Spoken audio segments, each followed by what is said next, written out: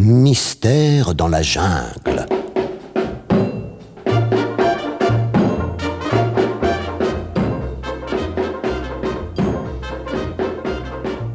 Il y a bien longtemps, une jungle luxuriante recouvrait toute la terre. Tous les animaux y trouvaient à boire et à manger en abondance. Leur préférence allait cependant à un délicieux nectar très nourrissant. On le buvait le soir, bien glacé. On l'appelait le nectar de la jungle. Il existait depuis si longtemps déjà que personne ne mangeait ni ne buvait autre chose. Surtout que le bon roi Zamuza l'offrait gracieusement à tous ses sujets. C'était la palmeraie royale, tout en haut du mont Musa, qui donnait cette délicieuse boisson. Mais seul le roi et le ministre du nectar de la jungle, le fidèle Malinx, le serpent, connaissaient son emplacement. Un jour, une grande cérémonie fut organisée dans les jardins du palais, en l'honneur du roi et de son ministre, à l'occasion du 500e anniversaire du nectar de la jungle. Le roi avait annoncé qu'il ferait une déclaration. Mongo, célèbre pour sa bravoure, fit un discours pour remercier le roi de sa générosité.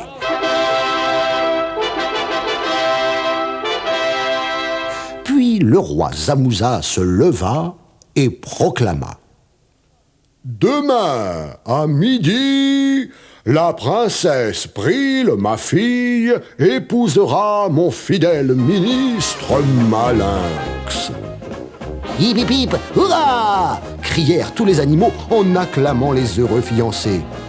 Ce sera fête pour tous, dit Prile. Après la cérémonie, tout le monde s'étonna de la disparition mystérieuse de Malinx.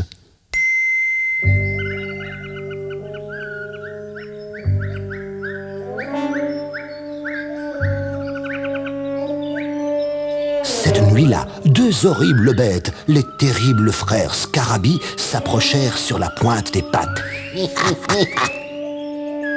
Ils avaient rendez-vous avec le fidèle ministre Malinx le serpent.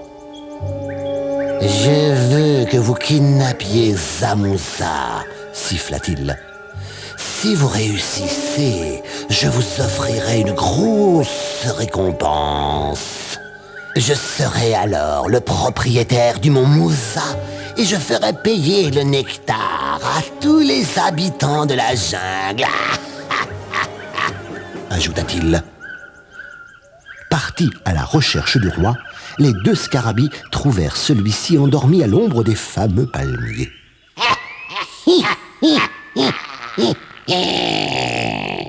Ricanèrent-ils à l'idée de la récompense qui leur reviendrait sitôt l'affaire conclue. Et ils se précipitèrent sur le roi. Soudain éveillé, celui-ci lutta avec le plus grand désespoir.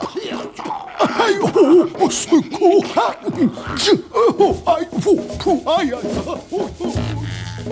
Mordant et se débattant, il fut cependant emmené par ses ravisseurs. Et nous qui pensions qu'il était doux comme un agneau. Partez vite, siffla Malinx, avant que l'on ne vous entende. Le bruit réveilla en effet Mongo, mais il pensa que son estomac le tourmentait encore et se rendormit. Le silence régna à nouveau sur la jungle.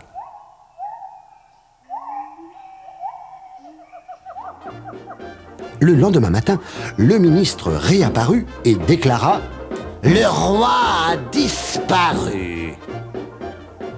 Devant les visages angoissés, il hurla « Taisez-vous tous ! Le nectar m'appartient désormais et vous devrez tous payer pour en boire. » Mongo comprit ce qui l'avait réveillé cette nuit-là. « Il faut vite retrouver Zamuza !» se dit-il.